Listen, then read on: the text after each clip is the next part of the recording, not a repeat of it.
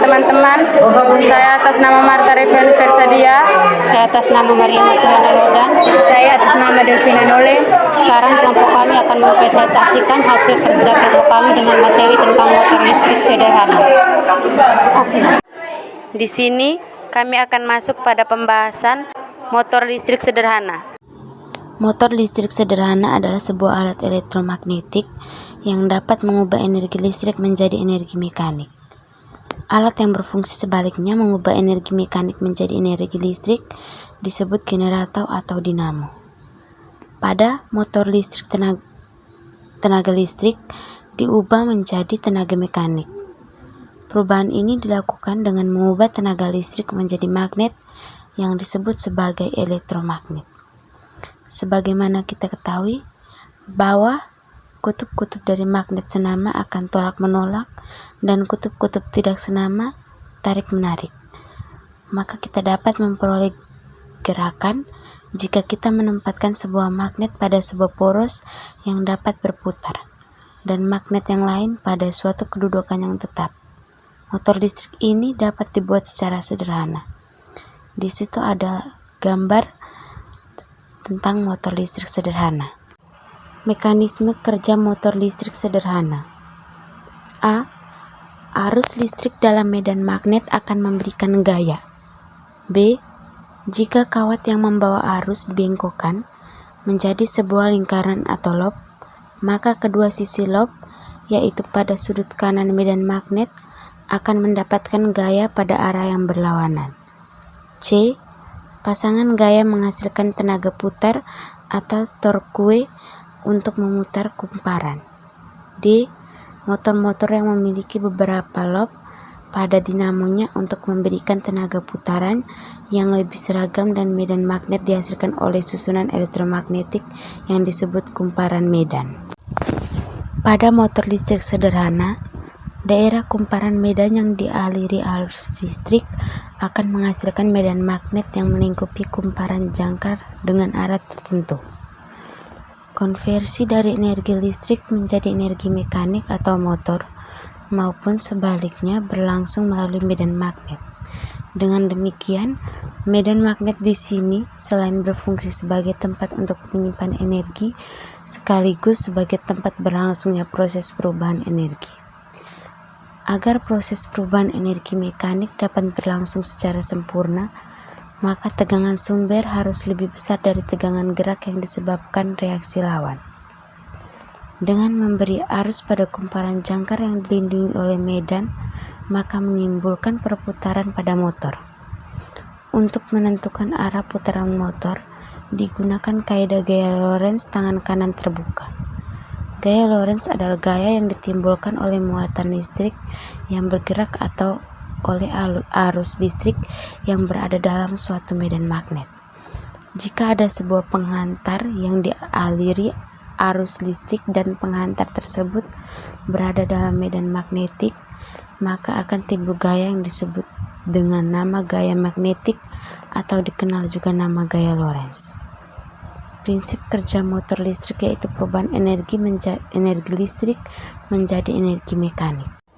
Besar gaya magnetik atau gaya Lorentz dipengaruhi oleh A. Besar kuat arus listrik, B. Besar medan magnet, C. Panjang kawat, D. Sudut antara arah arus listrik dan arah medan magnet.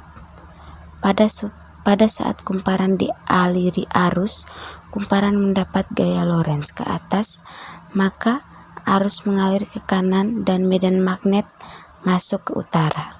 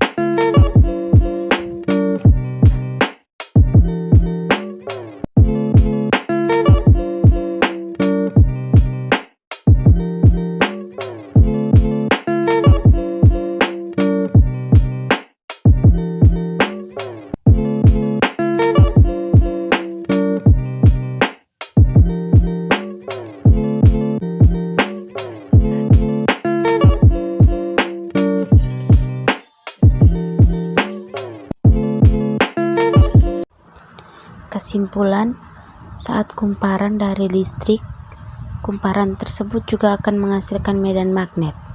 Kemudian magnet diletakkan di kumparan yang dari listrik, jadi terjadi perbedaannya antara kumparan dan magnet yang menyebabkan munculnya gaya Lorentz. Kumparan kawat berisi besi yang dialiri listrik dapat menarik besi dan baja. Hal ini menunjukkan bahwa kumparan kawat berarus listrik dapat menghasilkan medan magnet. Medan magnet juga dapat ditimbulkan oleh kawat pengantar lurus yang dialiri listrik. Berdasarkan hasil percobaan tersebut, terbukti bahwa listrik yang mengalir dalam kawat penghantar ini menghasilkan medan jenis, atau di sekitar kawat berarus listrik terdapat medan jenis. Pada saat listrik yang mengalir dalam perangkat diperbesar, ternyata kecepatan putarnya semakin cepat. Hal ini berarti semakin besar daya tarik yang digunakan, semakin besar medan tipil yang dihasilkan.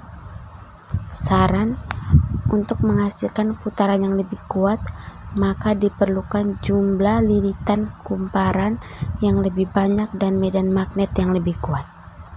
Sekian dan terima kasih.